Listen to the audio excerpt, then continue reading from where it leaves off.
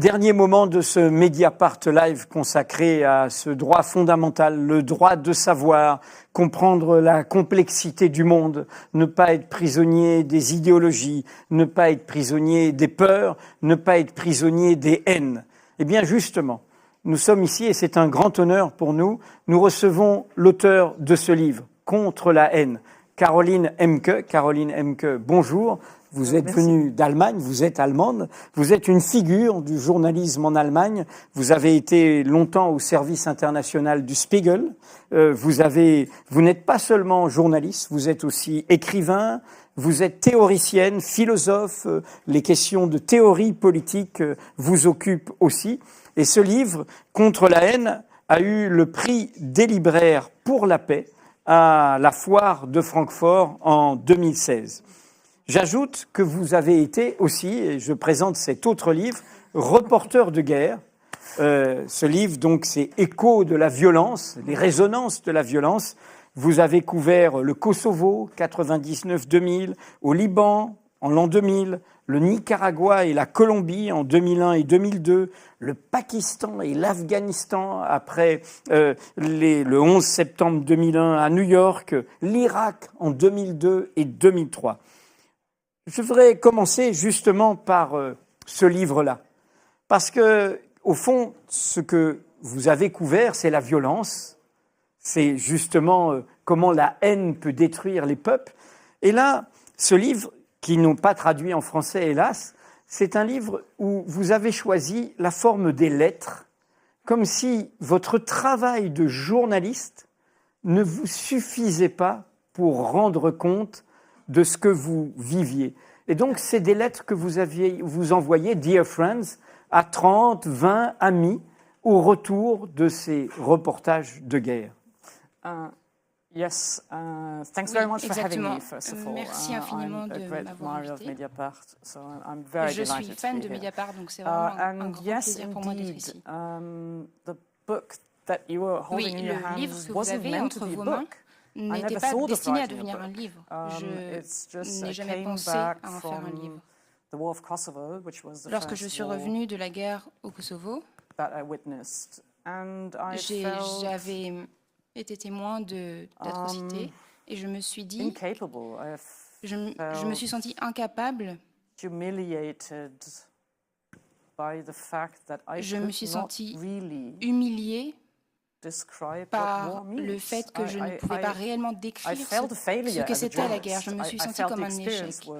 J'ai eu l'impression que cette expérience était beaucoup plus large que ma capacité à la décrire.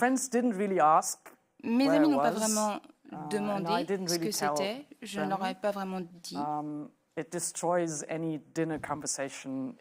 Cela met un terme à toute conversation de dîner si vous essayez de réellement dire ce que c'est la guerre. Donc soit vous êtes seul ou alors vous mettez vos amis face à cette expérience. Mes amis m'ont dit « Oh, je ne savais pas que c'était aussi horrible. » Et pourtant, c'était notre quotidien. Cependant, les gens ont l'air immunisés à cette réalité. Donc, le genre de la lettre m'a permis de réfléchir sur mon propre rôle, être plus transparente sur la teneur du travail d'un journaliste. Et cela m'a permis d'essayer de gérer ce sens d'être dépassé par les événements. Mais il y a une autre dimension qui est aussi ce sentiment peut-être d'échec du journalisme. Quand il y a des situations totalement inédites, catastrophiques, on rend compte des faits, mais les faits ne suffisent peut-être pas à donner le sens. C'est ce que j'ai compris en vous lisant. C'est comme s'il fallait aussi compléter les faits par une quête de sens. Oui, je pense que c'est tout à fait vrai. Je pense que la question est, est-ce que vous voulez donner une description détaillée? Est-ce que vous vous contentez de décrire? Ou alors est-ce que vous donnez un contexte? Est-ce que vous donnez un sens? Est-ce que vous permettez aux gens de pouvoir se sentir proche de ces personnes et décrire les conséquences de ces événements sur les gens. Qui revient à cette idée qu'au fond, le journalisme marche sur deux jambes. Il y a la vérité de l'information, des faits, mais il y a qu'est-ce qu'on a compris de toute cette histoire. Yes, and I think, I mean, there's one aspect of, et je pense oui, il y a un aspect, nous sommes tenus par notre éthique professionnelle, par des obligations professionnelles. Cette obligation Truth of facts. De vraiment chercher les faits. Mais parallèlement, nous savons que tout ne tourne pas autour des faits. Il y a également la question du contexte, de pouvoir trouver une connexion avec des gens qui n'ont pas le même vécu que vous. Donc, je pense que c'est aussi, la question est aussi de faire en sorte que les gens se soucient de la question. Les gens s'en fichent un peu des faits. Je pense qu'ils se préoccupent d'une question s'ils peuvent trouver une connexion avec d'autres vécus, d'autres expériences. Par exemple, de famille à famille. Donc, je pense que nous devons dépasser cette sorte d'immunité et commencer à prendre les autres en compte. Ça nous fait un lien parfait avec le début de Contre la haine. Parce que c'est un moment très fort qui devrait être enseigné dans toutes les écoles de journalisme. Parce que vous expliquez, on est indistinctement, il est difficile de haïr avec précision. Avec la précision viendrait la tendresse, le regard, l'écoute, la complexité, la nuance. Enfin, je résume votre propos. C'est-à-dire, vous montrez bien que la haine est l'ennemi du sens de la compréhension. Yes, absolutely. Oui, tout à fait. You can hate on a évidemment, private, individual vous level pouvez with ressentir de great la precision. haine If it's au your niveau ex-wife privé or if avec it's your beaucoup de mother-in-law, précision, par exemple votre ex-femme ou votre belle-mère. Mais ce n'est pas la haine dont je parle. Mais s'il s'agit d'une haine collective, il est réellement impossible d'avoir des ressentiments et de haïr avec précision. Vous devez, de quelque manière que ce soit, former des groupes très vagues, par exemple les musulmans ou encore les juifs. On va parler d'antisémitisme, j'imagine, parce que c'est un débat très actuel et brûlant en France en ce moment et en Allemagne d'ailleurs. Donc je pense que la contre-mesure de la haine, c'est la précision. Cette gentillesse, c'est ce soin envers l'autre. Justement, une question évidente, parce que quand ce livre est paru, on va reparler, vous venez de dire justement ce piège de la concurrence des victimes, ne pas tenir tous les bouts, antisémitisme, islamophobie, ne pas monter des victimes les unes contre les autres, c'est le cœur de votre propos, les causes communes, pourrait-on dire. Mais votre livre est paru en 2016. Donc c'est après qu'il y a eu la volonté politique, y compris au sommet par Madame Merkel de l'Allemagne, d'accueillir ce que n'a pas fait la France, les réfugiés, un mouvement de la société allemande. Alors qu'est-ce qui, tout simplement, pourquoi avez-vous senti la nécessité de faire ce livre, qui est une réflexion, on veut documenter, qu'est-ce qui s'est passé? Oui, je comprends. Je pense qu'à l'extérieur de l'Allemagne, il y a toute cette admiration autour de la décision d'Angela Merkel de ne pas fermer les frontières. C'est par comparaison avec nos dirigeants. Oui, je suis d'accord. Oui, je suis admirative de cette décision. Je pense qu'elle a eu raison. Je pense que c'était la bonne chose à faire. Pas seulement pour des questions humanistes, mais également, d'après moi, c'était une certaine forme d'une réelle politique, parce que sinon, cela aurait engendré des conflits horribles dans la région des Balkans. Donc oui, je pense qu'elle est admirée à juste titre à ce moment. Cependant, je pense que ce qui a été moins abordé, c'est que depuis, la politique d'asile est devenue plus répressive et plus stricte. Je pense qu'il y a des accords horribles. Cet accord entre l'Europe et la Turquie, c'est tout bonnement On donne de horrible. l'argent à la Turquie pour qu'elle bloque. Oui, nous externalisons tous ces principes, toutes ces valeurs qu'on défend et qui sont censés définir l'Europe. Normalement, quand on essaie de se définir en tant qu'union contre d'autres, nous mentionnons ces révolutions, ces droits humains, les valeurs européennes. Mais après, nous les externalisons. Et donc, je pense qu'aujourd'hui,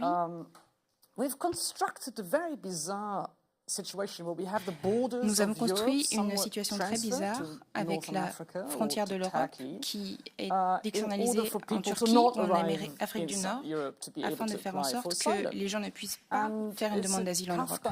C'est une situation réellement kafkaïenne. I think admire Angela Merkel for one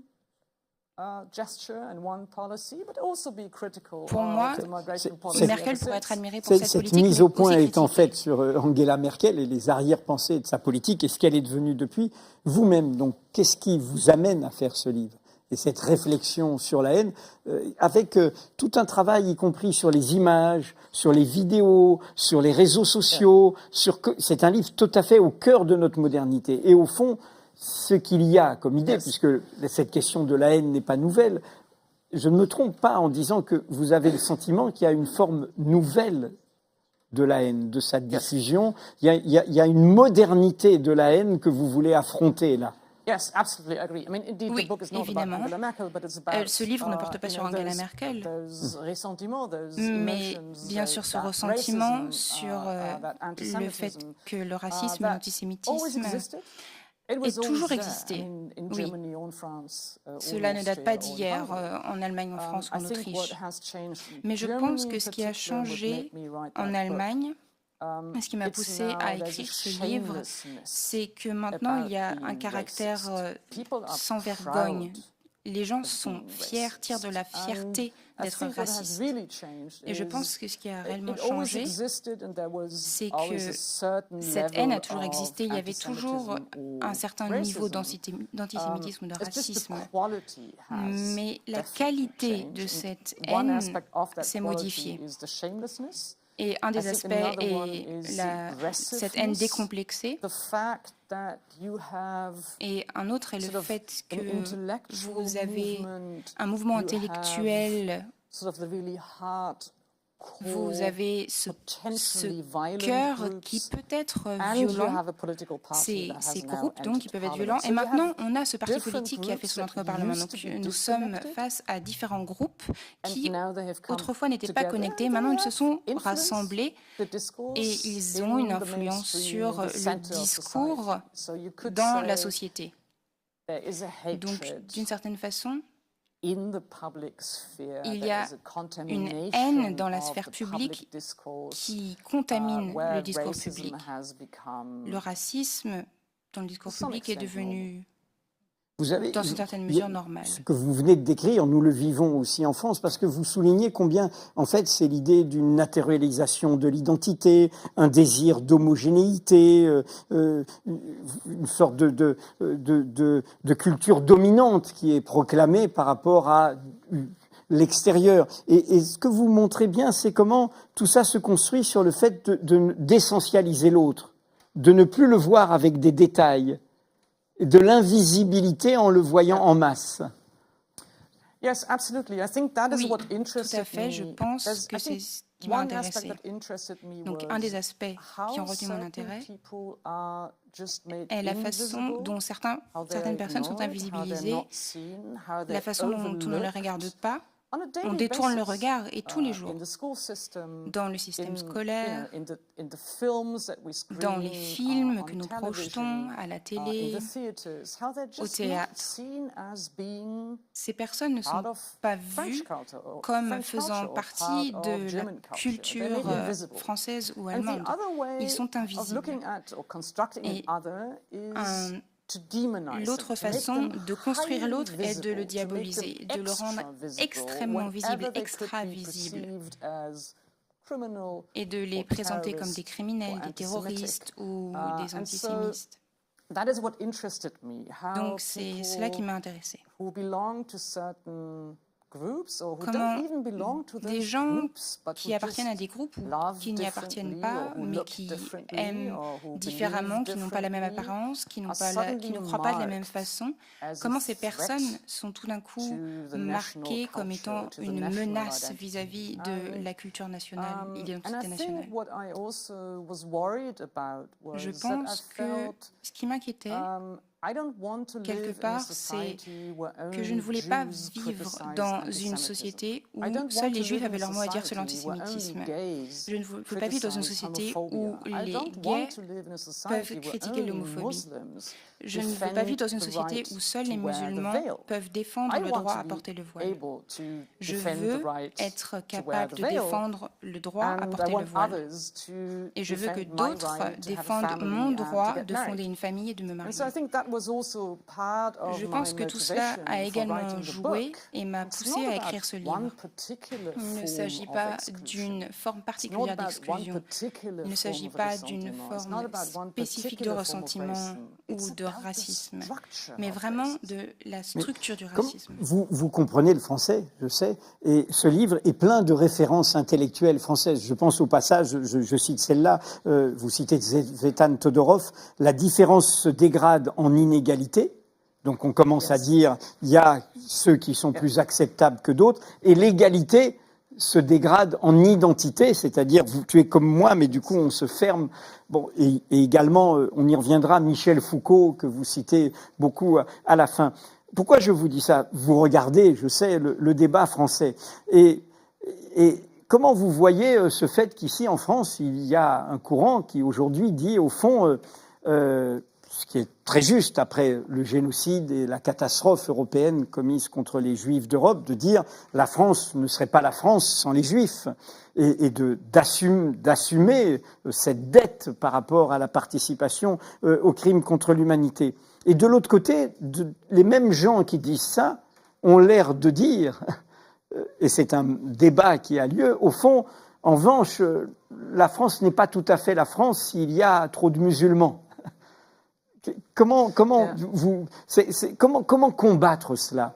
Comment combattre? Il y a des peurs, vous le dites vous-même. Il y a un antisémitisme qui est de retour. Il y a, à l'inverse, des stigmatisations contre les musulmans. Il y a de l'homophobie.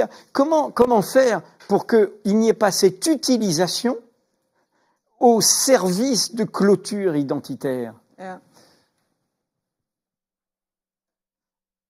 Look, this is a very difficult question. C'est une question extrêmement complexe. And I don't have an easy answer. Je n'ai pas de réponse simple à apporter.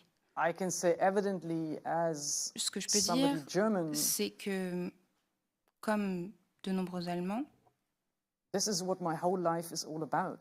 C'est autour de ça que ma vie tourne. Ma vie, c'est m'assurer que nous avons tiré des leçons. Nous avons tiré des leçons de cette horrible passé. Je ne suis pas bien placée pour donner des recommandations à la France, évidemment. Je ne suis pas en position de le faire.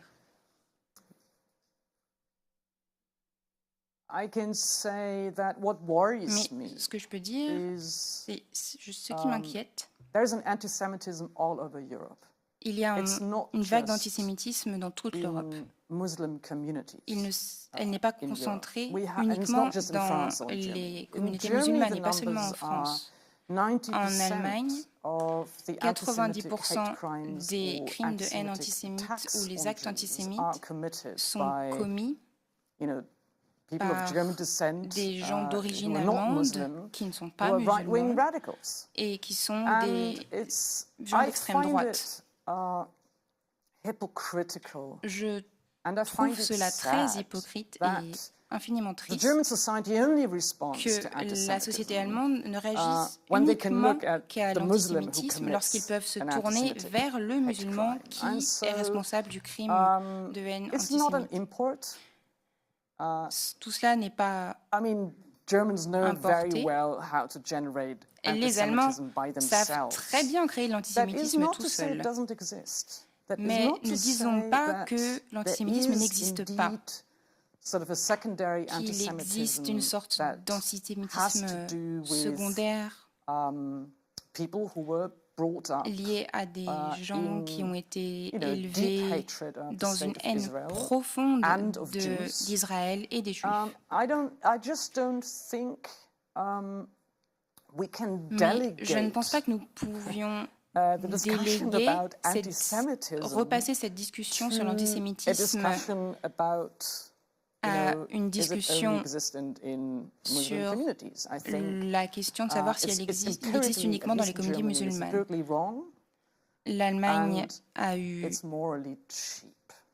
C'est faux d'un point de vue empirique et c'est malhonnête d'un point de vue intellectuel. Je pense que la société française devrait parler des actes de solidarité avec les Juifs. Je pense que 11 meurtres de Juifs français ont été commis au cours des 10 dernières années, si je ne me trompe pas. Et je pense que cela aurait dû entraîner des de toute la société, dans toute sa diversité. Et je pense que ce que vous évoquez, c'est le risque et le danger d'essentialiser la critique. Et je pense qu'on devrait critiquer l'antisémitisme, peu importe où il se manifeste. Et oui, il se manifeste également dans des mosquées. Et également au sein de la communauté musulmane. Mais essentialiser et naturaliser l'antisémitisme comme étant un produit de l'islam, je pense que cela dessert une critique raisonnable de l'antisémitisme dans une certaine tranche de la société, à savoir l'islamophobie. En écho à ce que vous venez de dire, il y a des passages assez forts de plusieurs endroits dans votre livre où on retrouve la reporter de guerre, où vous expliquez comment la tentation de la ségrégation des musulmans, de désigner les musulmans comme les responsables de tous les désordres de notre société, dans une Europe qui est plurielle, ouverte, laïque, écrivez-vous, en fait c'est le but de l'État islamique. C'est-à-dire, plus on fait cela, plus on sert ce que veulent les totalitaires terroristes. Je pense que c'est vraiment la question clé. Si nous envisageons sérieusement la question de la liberté de culte, alors il ne peut pas seulement s'agir de la religion catholique. Il s'agit de la liberté de culte, de religion. Les juifs et les musulmans sont également concernés. Je pense que ce point de vue asymétrique de la pratique de la foi, et j'aimerais vivre dans une société dans laquelle nous pouvons être très croyants, et que je le comprenne ou non, que je comprenne cette foi, ces pratiques ou non, alors je pense que cela enrichit également ma vie, même si je ne fais pas partie de ces communautés, même si je ne vis pas selon ce mode de vie. Et ce qui m'inquiète, c'est cette redéfinition de ce que veut dire être français ou être britannique ou être allemand. Et tout d'un coup, nous oublions que nous avons une tradition de laïcité. Parfois, je suis assez surprise par l'interprétation française de leur tradition, parce que la laïcité, ce n'est pas être contre la religion. C'est être contre le fait de donner des pouvoirs spécifiques au clergé et à l'Église qui aurait des influences dans la société. Donc je ne comprends pas vraiment pourquoi les symboles religieux, les pratiques religieuses dans l'espace public devraient être des symboles contradictoires de la laïcité. Je ne comprends pas, il faut que vous m'expliquiez. I do agree, mais c'est vous que j'interroge. Je suis d'accord. Mais est-ce que la réponse à la question difficile tout à l'heure, qu'on soit en France, la question délicate, comment sortir de cette concurrence des victimes, du poids des malheurs, est-ce que ce n'est pas une question que vous traitez qui est, au fond, avoir l'imaginaire aujourd'hui de pays pluriels? Vous citez d'ailleurs un auteur français, Jean-Luc Nancy, mais nous n'est pas l'addition ni la juxtaposition de ces jeux. C'est-à-dire, il y a des jeux, il y a un nous, et le nous que nous devons inventer, c'est le nous, au fond, multiculturel, pluriculturel, pluri-identitaire. Et est-ce que ce n'est pas, quand vous disiez, il faut se souvenir du passé, d'uniformisation, de tentation d'uniformisation, est-ce que ce n'est pas ce verrou, que l'on soit allemand ou français, qu'il nous faut faire sauter, ce verrou de l'unicité? No, absolutely. I think it's bizarre that je trouve cela étrange que tout d'un coup,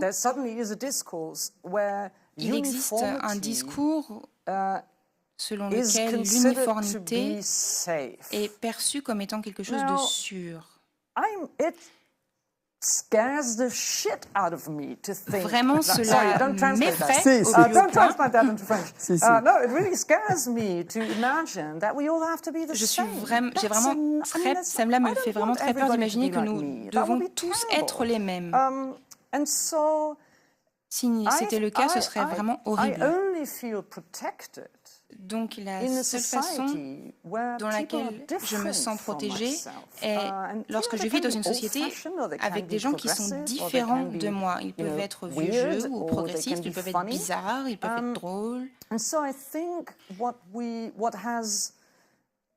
Mais je pense que le danger aujourd'hui, c'est ce discours qui perçoit la différence comme étant une menace. Je pense qu'il y a une certaine forme d'hystérie, comme si la différence de quelqu'un d'autre me changerait personnellement, comme si le fait que quelqu'un d'autre, je ne sais pas, qui n'a pas la même apparence, qui n'a pas les mêmes croyances, aurait d'une certaine façon une influence sur mon identité. Je pense que c'est une très mauvaise compréhension du concept d'identité. Pourquoi est-ce que moi, je serais remise en question si quelqu'un ne croit pas en la même chose? Si je ne me sens pas menacée par un hétéro, quelqu'un est hétéro et je ne vais pas devenir hétéro le lendemain.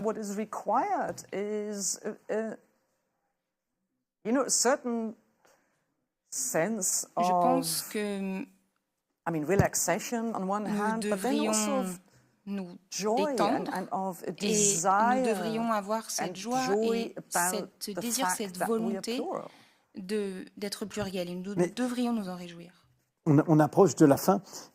Pour faire le lien avec toute notre soirée où nous parlions des menaces contre la liberté de l'information qui existent, on parlait, tout à l'heure on évoquait la Turquie, on a vu que cette façon d'utiliser la Turquie pour décharger notre conscience a permis aussi le cours autoritaire du régime, où beaucoup de journalistes et d'intellectuels sont pourchassés ou emprisonnés ou poursuivis. Donc on parlait ce soir du droit de savoir. Et votre livre se termine avec Michel Foucault et la parésia, cette idée de qu'est-ce que c'est que vivre en vérité ? Quelle est votre réflexion de journaliste, de penseuse, d'intellectuelle autour, dans ce monde des fausses nouvelles, dans ce monde où la rumeur, le bruit, la haine, la violence peut chasser l'information qui fait comprendre? Comment mener ce combat pour la vérité aujourd'hui?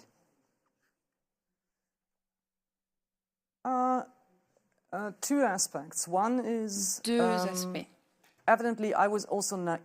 Tout d'abord, j'ai été également très naïve vis-à-vis des réseaux sociaux.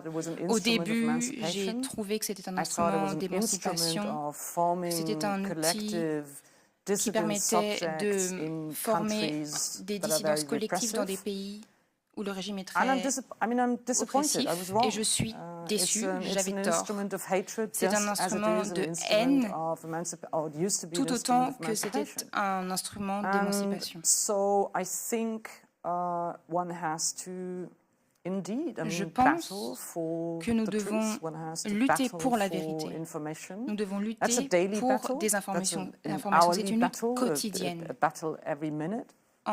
se compte en heures et en minutes. Une lutte de tous les instants. Mais en même temps, selon moi, nous devrions faire attention avec le fait que nous détenons toujours la vérité. Nous ne devrions pas, en tant que journalistes, faire l'erreur de réessentialiser la vérité. C'est un puzzle, la vérité. C'est plusieurs pièces. Donc ça, c'est ce qu'on sait, c'est ce qu'on ne sait pas. Nous devrions vraiment être précautionneux et ne pas affirmer que cette vérité est la nôtre. Nous devrions continuer à douter. Je pense que c'est ce qui est précieux et ce que nous devons conserver. Caroline Emke, un grand merci. Vous savez, votre livre, en plus, il est au cœur d'une très longue histoire. Quand il y a eu le début de la catastrophe européenne, c'est une guerre entre l'Allemagne et la France, la première guerre mondiale, il y a eu un homme qui s'est dressé, Romain Rolland, au-dessus de la mêlée, et qui a parlé à tout le monde. Et après, tout le monde s'est retrouvé, que l'on soit français, allemand, Stefan Zweig, Bertrand Russell, d'autres, autour de cette figure qui refusait l'affrontement de l'essentialisation. L'allemand et le barbare, le français et le barbare. Ce texte, au-dessus de la mêlée, vous savez comment il devait s'appeler jusqu'aux dernières corrections ? Contre la haine. Contre la haine. Okay. You know that? Yes. C'était la même histoire. Merci Caroline Emke. Et lisez ce livre. C'est le livre qu'il faut lire. Il est paru l'an dernier, mais il est plus que jamais actuel.